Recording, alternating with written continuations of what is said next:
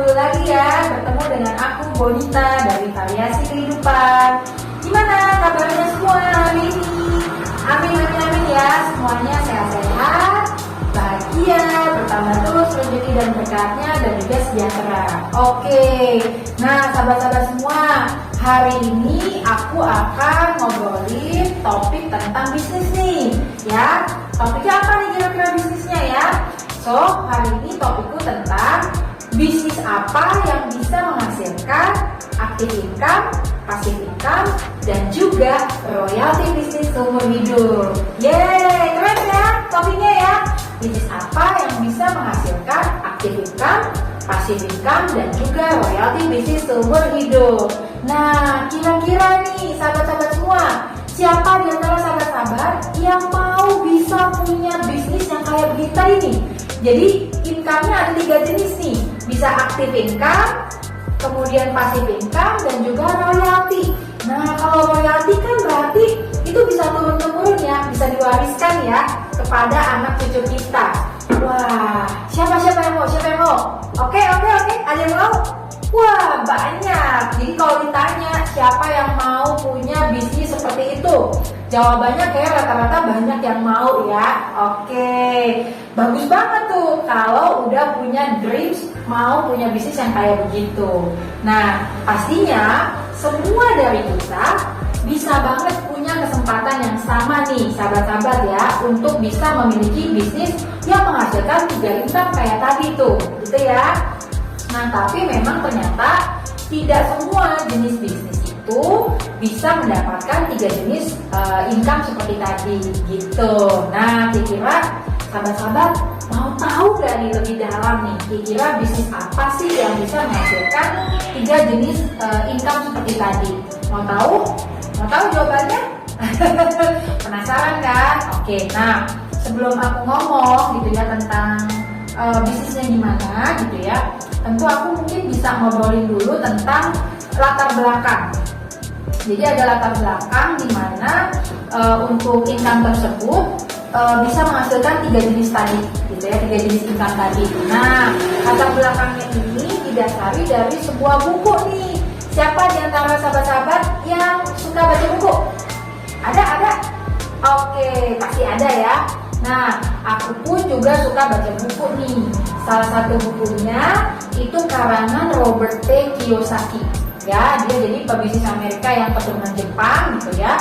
Ini udah terkenal banget. Coba deh kalau ketik di YouTube, di IG gitu ya, pokoknya udah worldwide banget, Bapak Robert T. Kiyosaki.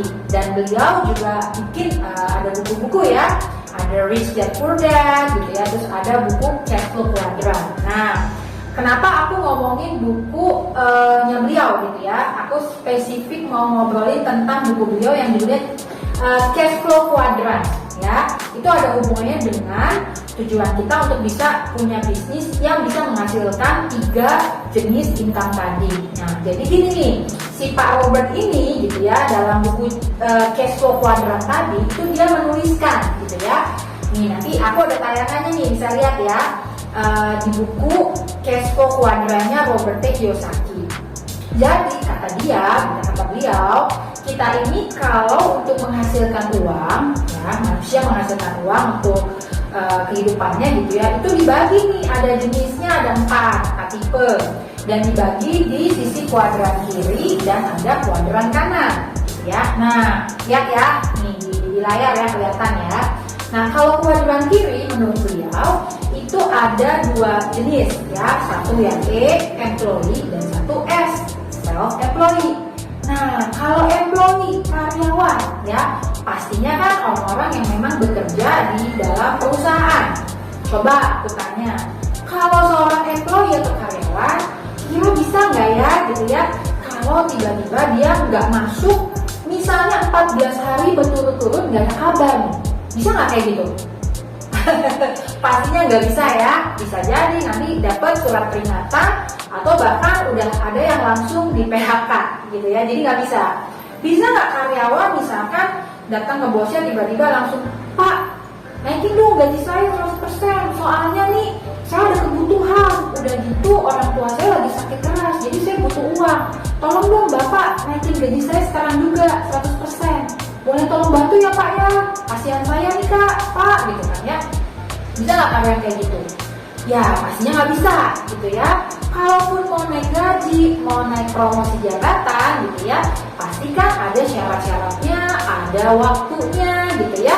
Nggak bisa seenaknya kita mau seperti yang kita inginkan gitu ya. Oke, nah jadi intinya kalau karyawan atau employee ya udah pasti kalau dari sisi gaji berapa, posisinya apa, dan jam kerjanya pasti yang ngatur perusahaannya ya, bukan maunya sendiri ya. Setuju ya? Oke, nah pasti sahabat-sahabat semua kan di mana-mana nih banyak yang juga jadi karyawan, betul ya? Oke, gak apa-apa, itu kan kembali lagi kepada pilihan dalam kehidupan kita ya. Nah, yang kedua di kuadran kiri itu disebut S, self-employed. Nah, self-employed ini orang-orang yang memang bekerja untuk dirinya sendiri nih, gitu ya. Jadi dari sisi berapa uang yang mau dihasilkan gitu ya, kemudian dia punya posisi atau enggak, kemudian jam kerjanya udah dirinya sendiri nih yang ngatur gitu ya. Jadi bukan ditentukan oleh company lagi gitu ya. Di dalamnya ini contohnya ada beberapa contoh nih termasuk profesional ya. Contoh yang pertama misalnya gini, sahabat-sahabat suka nggak, pernah nggak makan warteg? Ayo siapa yang suka makan warteg? Aku juga soalnya suka banget sama warteg ya. Oke, murah meriah tapi enak makanan rumahan ya kan. Oke, nah suka lihat nggak ada misalkan ibu-ibu warteg, jadi yang masak, yang nyiapin semua dia gitu ya. Kemudian yang ngejualin juga dia. Jadi setiap hari dia bekerja masak sambil ngejualan gitu ya. Walaupun mungkin dibantu nih ada karyawan 1-2 orang. Suatu hari ibu-ibu warteg ini ceritanya, aduh capek pengen jalan-jalan liburan dulu deh gitu ya sama keluarga. 2 minggu nih mau liburan ke Jogja sama ke Bali katanya. Ya udah akhirnya 2 minggu itu wartegnya tutup. Berarti selama 2 minggu tutup kira-kira ibu warteg terima penghasilan nggak? Enggak. Oke, bener banget enggak ya, karena wartegnya tutup. Oke. Nah contoh lagi yang kedua misalkan apa ya? Oke, artis. Kalau artis misalkan dia bekerjanya hanya berdasarkan kontrak mungkin sinetron, kontrak nyanyi gitu ya, misalkan dikontrak selama 3 bulan kejar tayang ya, berarti selama kontrak 3 bulan itu dia mendapatkan uang, betul ya? Oke, nah begitu 3 bulan itu selesai, nggak ada lagi kontrak lain, belum ada gitu ya, berarti dia hanya mendapatkan uang selama 3 bulan tadi. Setelah itu belum dapetin uang lagi tuh yang lain. Nah, kalau memang si artis ini untuk menghasilkan uangnya hanya berdasarkan tadi kontrak-kontrak aja gitu ya, itu termasuk juga S. Nah contoh berikutnya lagi misalkan profesional yang kayak dokter.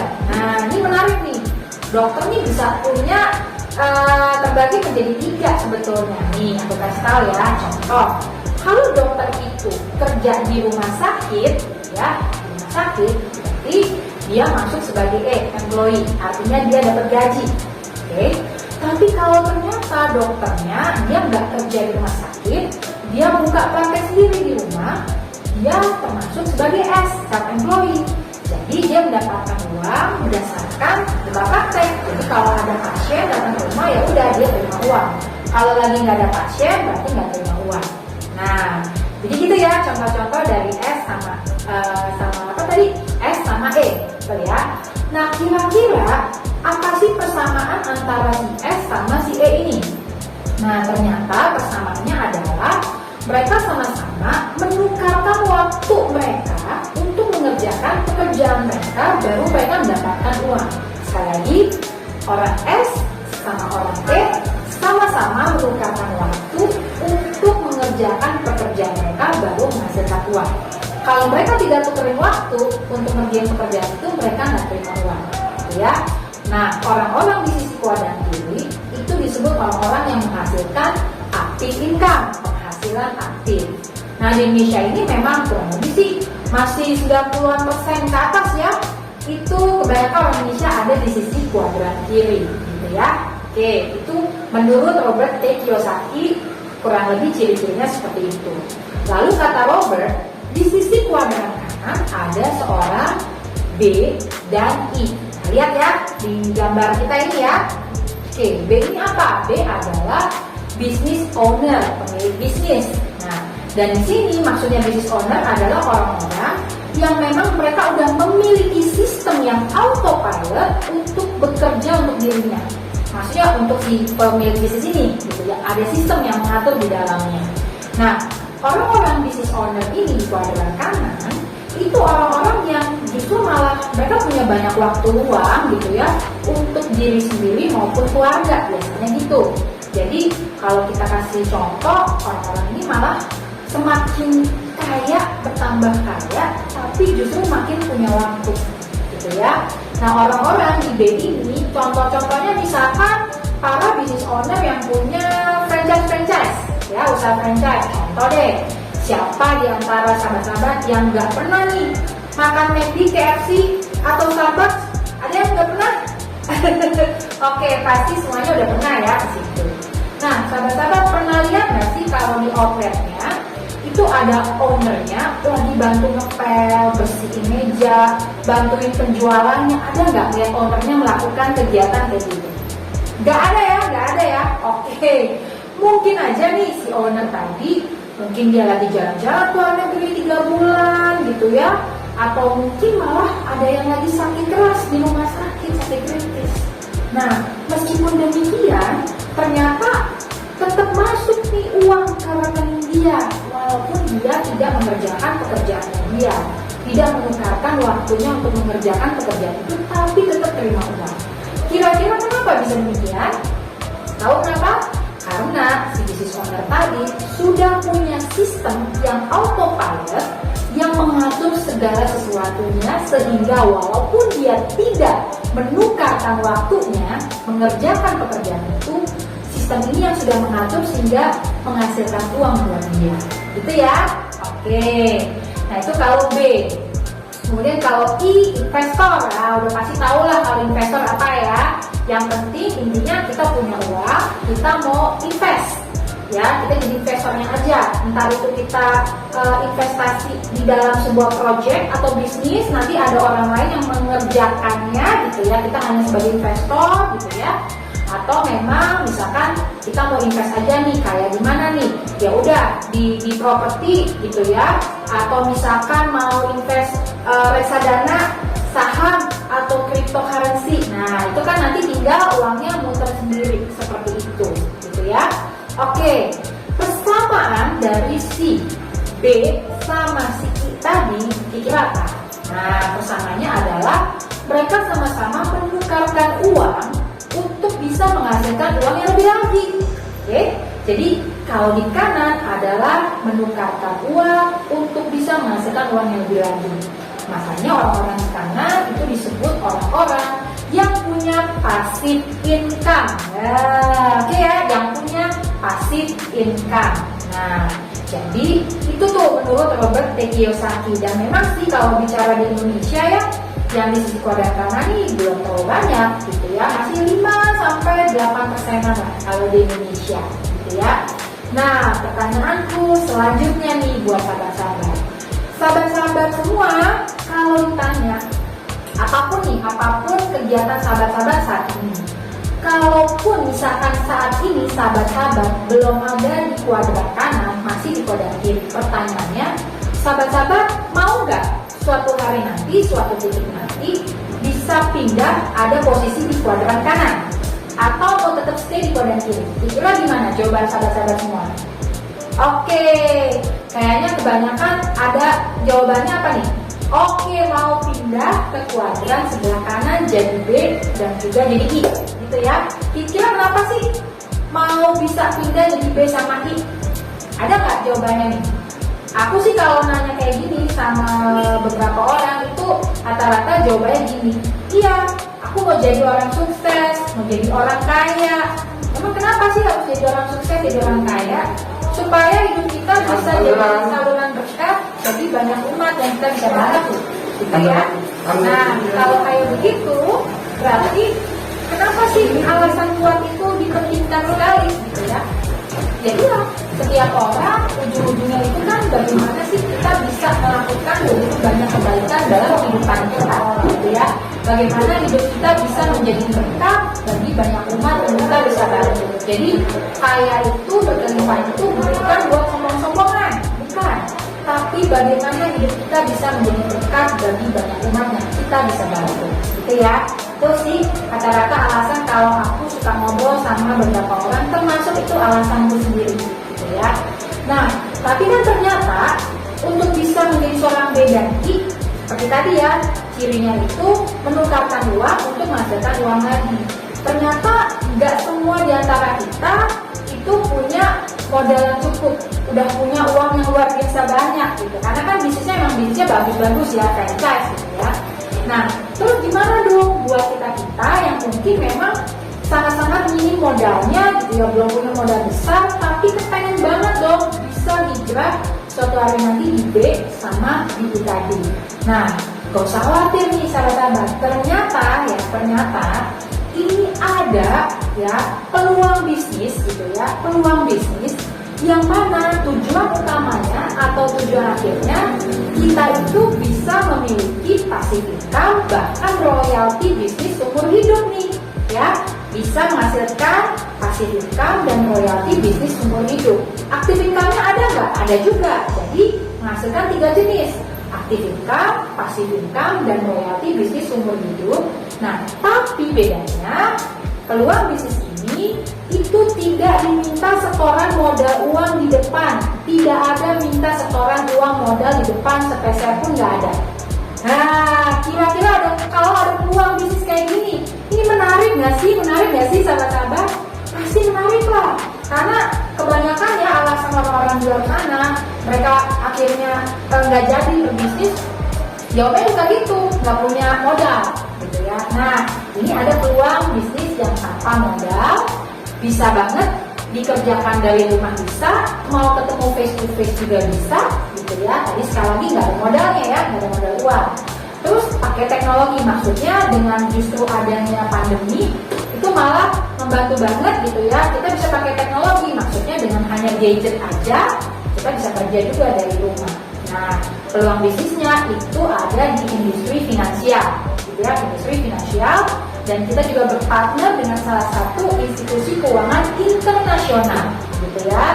Jadi di sini nanti ada 2 jenis nih yang akan kita kerjakan, yaitu menjadi seorang financial planner dan juga kita melakukan yang namanya people development business. Ya, ada 2 hal yang kita kerjakan, financial planner dan juga people development business. Oke, nah ini menarik banget. Kenapa? Karena kalau bicara tentang people development business berarti kita membantu mengembangkan orang lain. Nah, itu ada nilai ibadahnya, mulia banget ya, dengan kita membantu orang lain bisa sukses, bisa berhasil sama-sama, maka kita juga membantu kehidupan orang lain jauh lebih luar biasa dari hari ini. Oke ya? Nah, buat sahabat-sahabat semua yang mau tahu lebih dalam lagi tentang peluang bisnis ini, boleh nih nanti tinggal DM, tinggal komen, tinggal hubungin kita aja. Nanti kita bisa obrolin lebih lanjut, gitu ya. Oke, kalau gitu sekian sharing dari aku tentang bisnis yang bisa menghasilkan active income, passive income, bahkan royalti bisnis seumur hidup, tapi nggak ada setoran modal apapun di depan. Nah, oke ya. Sampai jumpa kembali loh ya. Dan sekali lagi sebelum kita berakhir, jangan lupa sahabat-sahabat like, subscribe, komen, share, dan juga menonton semua vlog-vlog kami sampai selesai. Dan kami doakan senantiasa sahabat-sahabat mendapatkan kesehatan selalu, rezeki berkah melimpah, kebahagiaan dan kesejahteraan buat sahabat-sahabat variasi kehidupan yang sudah lakukan like, subscribe, komen, share, dan nonton semua vlog kami sampai selesai. Oke, terima kasih. Bye.